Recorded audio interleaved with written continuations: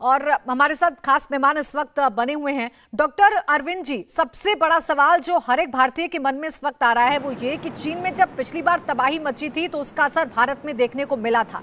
क्या इस बार भी ऐसे आसार हैं? कितने % चांसेस हैं कि वो लहर यहाँ पर भी आ सकती है या भारत पर भी इफेक्ट डाल सकती है? देखिए प्राची जी, जो ये वायरस है यह ह्यूमन टू ह्यूमन ट्रांसमिशन होता है और अगर कोई भी व्यक्ति जो वहां पर उसको इन्फेक्टेड है वो अगर यहाँ आए तो थियोरेटिकली उस इन्फेक्शन के यहाँ इंट्रोड्यूस होने का पूरा चांस हो सकता है। जो सबसे अहम बात है जो जानने की है कि ये जो ये स्ट्रेन है जो इस समय वहां पर ये नई लहर ला रहा है, यह पिछले जाने हुए स्ट्रेन्स में से कोई है या ये म्यूटेशन होके कोई बिल्कुल नया ही स्ट्रेन आ गया है। और अगर ऐसा है तो किसी भी देश को दुनिया में इस पर मतलब निश्चिंत होके नहीं रहना चाहिए। अगर एक देश के अंदर इतनी तबाही मची है, ये मुर्गी फार्म बना के हर महीने 2 लाख कमाते हैं। हर दिन इसमें सिर्फ 4 घंटे एक्स्ट्रा देते हैं। आपको भी ये सीखना है तो फ्रीडम ऐप को अभी डाउनलोड कीजिए। तो किसी भी तरह से हम इस बात पे निश्चिंत नहीं हो सकते कि कल को वो तबाही किसी न किसी रूप में हमारे यहाँ भी पहुंच सकती है।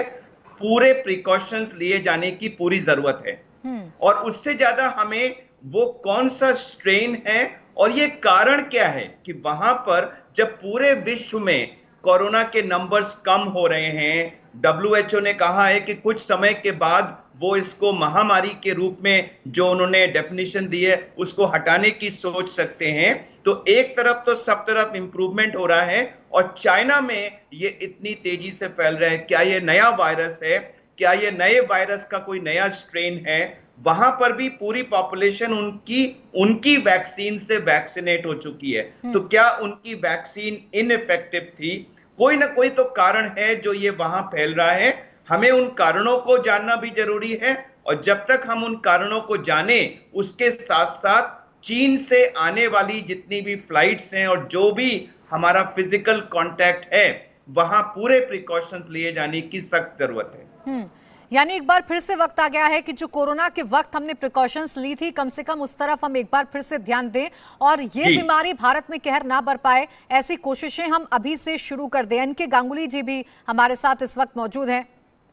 चलिए उनसे बीच में हमारा संपर्क टूटा है। मैं अरविंद जी आपसे ही जानना चाहूंगी, आपने जैसे कहा कि प्रिकॉशंस लेने का वक्त आ गया है, इसके साथ ही साथ अगर हम चीन की बात करें तो वहां के विशेषज्ञ कह रहे हैं कि 3 लहरें आएंगी। जैसे हमने कोविड में देखा था कि 1 लहर, 2 लहर और तीसरी लहर में तबाही मची थी, अभी भी 3 लहर की बात की जा रही है। तो क्या ये संभव है कि ये म्यूटेशन हुआ है या ये संभव है कि कोई और नया स्ट्रेन कोविड का या एक नया रूप कोविड का चीन में कहर बरपा रहा है? प्राची जी, कई संभावनाएं हैं। एक तो हो सकता है जो सबसे लाइकली पॉसिबिलिटी है कि कोविड-19 जो था उसी का, जैसे हमारे यहाँ ओमिक्रॉन आया था और उसने जो है वो हमारी सेकेंड वेव की थी, तो उसी तरह से हो सकता है उसका कोई ये डेल्टा आया था जिसने किया था, उसी तरह से उनके यहाँ ये कोई नया म्यूटेंट आ गया हो जो बहुत ही विरुलेंट किस्म का है और जो इतनी तेजी से फैल भी रहा है और इतनी भारी मात्रा में मौतें भी कर रहा है। ये एक पॉसिबिलिटी है कि उसी वायरस का कोई नया म्यूटेंट है। दूसरी पॉसिबिलिटी है कि ये हो सकता है कोई नया ही वायरस हो और हम चूंकि उसके सिम्टम्स वैसे ही हैं, हम उसको कोविड-19 मान के चल रहे हैं, बट वास्तव में वो दूसरा वायरस है। तो ये दोनों ही पॉसिबिलिटीज हैं। चाइना की प्रॉब्लम क्या है कि वहां से सच्चाई अक्सर कभी बाहर नहीं आती। तो एक्चुअली जो उनके माइक्रोबायोलॉजिस्ट ने जो भी स्टडी किया होगा उनका क्या रिजल्ट है, कौन सा स्ट्रेन है, नया वायरस है, ये सब चीजें बड़ी मुश्किल से चाइना से बाहर आ पाएंगी। लास्ट टाइम भी इंफॉर्मेशन काफी लेट वहां से परकोलेट हुई थी, लेकिन पूरे विश्व के लिए ये जानना निहायत जरूरी है कि ये उसी कोविड का कोई नया स्ट्रेन है या कोई नया वायरस है और इसकी एपिडेमियोलॉजी क्या है, इसके डिटेल्स क्या हैं। आई थिंक ये सब पूरे विश्व के लिए जानना जरूरी है और चाइना के हेल्थ अथॉरिटीज की ये ड्यूटी बनती है कि विश्व के खातिर ये सारी इंफॉर्मेशन वो WHO के साथ शेयर करें। पिछली बार भी अरविंद जी देखा था कि काफी मिस कम्युनिकेशन था, जो इन्फॉर्मेशन थी वो बहुत देर से दुनिया में आई थी, जिसका खामियाजा पूरी दुनिया ने भुगता था। इस बार की अगर हम बात कर लें, खबरें सामने आने लगी हैं, तस्वीरें भी लगातार हम दिखा रहे हैं कि कैसी लंबी लंबी लाइनें अस्पतालों में लगी हुई हैं, बेड्स तक चाइना में नहीं है, इसका असर उसकी इकोनॉमी पर भी पड़ रहा है। ये मुर्गी फार्म बना के हर महीने 2 लाख कमाते हैं। हर दिन इसमें सिर्फ 4 घंटे एक्स्ट्रा देते हैं। आपको भी ये सीखना है तो फ्रीडम ऐप को अभी डाउनलोड कीजिए। इसका असर अगर हम तुलना करें तो भारत पर कितना फीसदी पड़ सकता है, या भारत के लोगों को अब कितनी जल्दी सावधान हो जाने की जरूरत है इस कोरोना के खतरे को लेकर?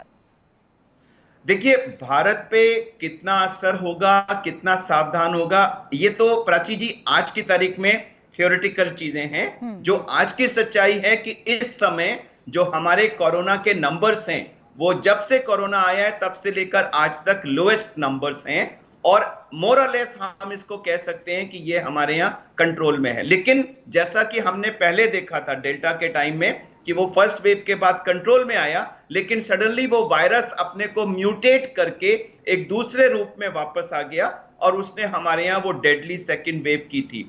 तो अगर हमारे एक पड़ोसी देश में इतना भारी मात्रा में इन्फेक्शन फैल रहा है तो हम किसी भी कीमत पर, जाहिर सी बात है कि रिलैक्स पोजीशन में हम नहीं आ सकते हैं, हमें भी प्रिकॉशंस लेना शुरू करना होगा ताकि कोविड एक बार फिर से कहर बनकर ना टूट पड़े भारत पर भी। इंडिया टीवी हर वक्त हर जगह डाउनलोड करने के लिए सर्च करें India TV news Google play store या ऐप स्टोर पर।